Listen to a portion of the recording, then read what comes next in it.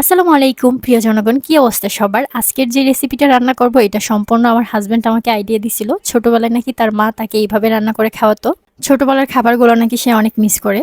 তো তার কথা অনুযায়ী আমি এই রেসিপিটা রান্না করি, আর এই রেসিপিটা খাওয়ার পর আমি টোটালি এই রেসিপির ফ্যান হয়ে গেছি। কলমি শাক দিয়ে আমরা সাধারণত লইট্টা শুটকি দিয়ে ঝোল দিয়ে তরকারি রান্না করি, বাট আজকে শুটকি দিয়ে এটা ভাজি করব। টোটালি অন্যরকম একটা রান্না। এই রান্নাটা আমিও প্রথমবার ট্রাই করছি।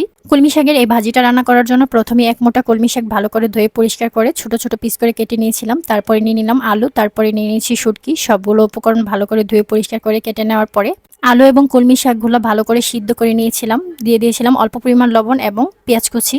সবগুলো উপকরণ ভালো করে সিদ্ধ করে নেওয়ার পর চুলা থেকে নামিয়ে এক সাইডে রেখে দিয়েছিলাম। তারপরে আবারও চুলায় একটা ফ্রাই প্যান বসিয়ে তার মধ্যে রসুন, পেঁয়াজ, কাঁচামরিচ ও আগে থেকে ভালো করে ধুয়ে পরিষ্কার করে রাখা শুটকি দিয়ে কিছুটা লাল লাল করে ভেজে নিয়েছিলাম। তারপরে দিয়ে দিলাম আগে থেকে সিদ্ধ করে রাখা কলমি শাক ও আলু। সবগুলো উপকরণ দিয়ে এপিট করে কিছুক্ষণ ভেজে নেওয়ার পরে রেডি হয়ে গেছিল কলমি শাকের শুটকি ভাজি। আর এই রান্নাটা করা কিন্তু খুবই ইজি আর সময়ও কম লাগে। বাসায় একবার হলেও ট্রাই করবেন, আশা করছি ভালো লাগবে। Thanks for watching my video.